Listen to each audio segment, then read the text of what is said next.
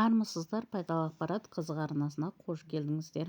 Бүгінгі тақырыбымыз ұзақ өмір сүрудің жапонша 11 тәсілі. Ұзақ өмір сүру неге байланысты? Салауатты өмір салтына қатысты деп айтуыңыз бек мүмкін. Иә, оның да қатысы бар. Бүкіл әлемдік денсаулық сақтау ұйымының мамандары төрткүл дүниедегі ең ұзақ жасайтындар жапондар екенін ғылыми тұрғыда нақты дәлелдеп отыр. Неге? Шындығында күншығыс елінің тұрғындары қазіргі таңда ұзақ жасаушы мемлекет тұрғындары тізімінің көш басында тұр деп жазады. Мұның себебі неде? Бұл өзі тұқымқуалаушылық па? Ұзақ жасау жапондықтар үшін қалыпты өмір сүру нормасына айналып барады. Қазіргі таңда жапондықтардың орташа өмір сүру көрсеткіші 84 жасты құрап отыр. Басқа елдермен салыстырып көрейік. ақш-та орташа жас 79-да 3, Ресейде 70-те 5 жас шамасында. Қазақстанда орташа өмір сүру ұзақтығы 71 жасты көрсетіп отыр. Десек те, ұзақ жасаудың сыры неде? Оның құпиясы қандай? Жапондықтар неге ұзақ өмір сүреді? Енді оның сырына үңіліп көрейік. Бірінші, қуырылған тамақты көп жемейді. Жапондықтар қуырылған тамақты көп жемейді. Күншығыс елінің тұрғындары негізінен пісірілген немесе қайнатылған тамақтарды жақсы көреді. Егер қуыратын болса, майды өте аз құяды. Дайын болған тағамдарды кішкентай ыдысқа салып қояды. Біздігінде үлкен ыдысқа дәу табаққа қою деген атымен жоқ. Үлкен қасықпен тамақ жемейді немесе ішпейді. Олар кішкентай қысқа таяқшалар арқылы жеуге дағдыланған. Екінші, олардың сорпасы мүлде бөлек. Олар сұйық тамақты өте жақсы көреді, бірақ біздіңкіндей емес. Біздің сорпаларда кесек-кесек ет пен картоп жүреді. Олардың сорпасында теңіз өнімдері мен балдырлар, әртүрлі шөптер салынады. Айырмашылығы осында. Теңіз өнімдерінде ағзаға қажетті заттар өте көп. Үшінші, күріш пен көкөністе пайда бар. Біздің сүйікті гарниріміз не? Картоп пен макарон, тағы басқа көзге үйреніп қалған шикізаттар. Жапондықтар гарнир ретінде күріш пен көкөністі көп таңдайды. Олар тапсырыс бергенде соя мен балдырға көп мән береді. Енді ойлаңыз, қайсысы адам ағзасына көбірек пайдалы? Макарон ба, жоқ әлде балдыр ма? Төртінші, шай дайындауға көп көңіл бөледі. Жапондарда шай дайындаудың 1000 жылдық мәдениеті қалыптасқан. Олар әртүрлі пайдалы қоспалар қосылған көк шайды көбірек ішеді. Олар шайды ұнтақ түрінде пайдаланады. Өздері өсіріп жинайды және оны сақтауының да сыры бөлек. Мұндай шай біз ішіп жүрген шайға қарағанда тиімдірек және сіңімдірек. Бесінші, балғын өнімді жеген дұрыс. Жапондықтар не жесе де сапалы балғын тағамдарды жейді. Олар 2-3 немесе 1 апта тоңазытқа жатқан етті пайдаланбайды. Шартты түрде алғанда жаңа сойылған малдың етін дұрыс көреді. Бірақ ол жақта еттен гөрі басқа тағам дұрысырақ.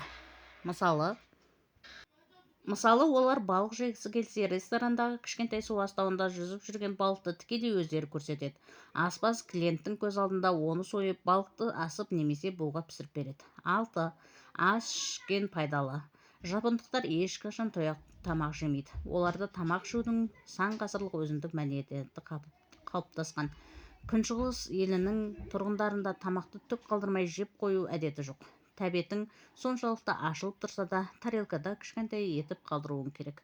7. Дәрігерге жиі бару міндет. Өткен ғасырдың 60-шы жылдары қабылданған міндетті денсаулық сақтау жүйесінен кейін жапондықтардың өмір сүру жасы ұзара бастады десек, артық айтқандық емес. Өйткені қабылданған заңнан кейін жапондықтар жылына 12 рет дәрігерге барады. Ол міндетті.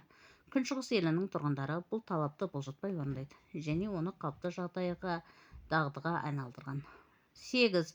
Жұмыс істеудің өзгеше әдісі. Қалада немесе ауылда болсын, біз барар жерімізге көлікпен жетуге тырысамыз. Жапонияда адамдардың басым көпшілігі қоғамдық көлікті мінеді. Тіпті жұмысына жаяу баратындар бар. Қоғамдық көлік жапон халқы үшін күнделікті өмір салты. Күншығыс елі тұрғындарының тіпті жұмыс істеу тәсілі де бөлек. Олар компьютердің алдында отырып емес, кейде түрегеліп тұрып та жұмыс істей береді. 9. Тазалық денсаулық кепілі. Күніне 2 рет жуыну жапондықтар үшін қалыпты әдетке айналған. Ол тазалықты білдіреді. Тазалыққа үйренген адамның ағзасына жұқпалы микробтар да жолай қоймайтыны ақиқат. 10. Жаттығу жанды сергітеді. Жапонияда радио бойынша гимнастика деген бағдарлама бар. Оны кез келген азамат орындайды және оған тұрақты қатысу әдетке айналдырған. Радио фитнес жапондықтар үшін салауатты өмір салты. 11. Таза ауа, жанға дауа. Күншығыс елінің тұрғындары таза ауада жүргенді жақсы көреді. Үйде отырып тамақ жуу олардың дағдысы емес. Құрметті қонақпен дидарласқанның өзінде оны дұрыстау мейрамханаға шақырады. Әйтпесе тауға шығып дидарласып қайтады. Әрине, ұзақ өмір сүрудің амал-тәсілдері көп. Ол ең алдымен өзіңе байланысты. Бірақ өмірде орын алатын әртүрлі жағдайлармен адамның тағдырына әсер етуі ықтимал. Бәріне де сабырмен қарап, кез келген іске мақсатты түрде кіріскен дұрыс. Десек те, адамның ұзақ жасауына байланысты ғалымдар әртүрлі болжамдар айтады. Оның бір жақты рецепті жоқ. Десек те, бір әдіс тәсілдерін айтқанның артығы болмас. Бірінші, калориясы көп тамаққа тәбетіңізді тыйыңыз. Екінші, күн сайын алма жеп тұру керек. Үшінші, қайнаған таза салқын су ішкеннің пайдасы көп. 4. Белсенді жұмыс деген жақсы. 5. Күн сайын душ қабылдаңыз. 6. Салқын бөлмеде ұйықтаңыз. 7. Демалыс күндері жаяу жүріңіз. 10-15 шақырым велосипед айдаңыз. 8. Көңіл күйіңіз әрдайым жоғары болсын. Достарыңызбен болғаныңыз артық. 9. Қартайып келе жатырмын деп еш уақытта ойламаңыз. 10. Жақсы нәрсе туралы жиі ойлаңыз. 11. Зейнеткерлікке шықсаңыз да әрдайым сүйікті ісіңізбен айналысыңыз. Келесі кездескенше сау саламатта болайық.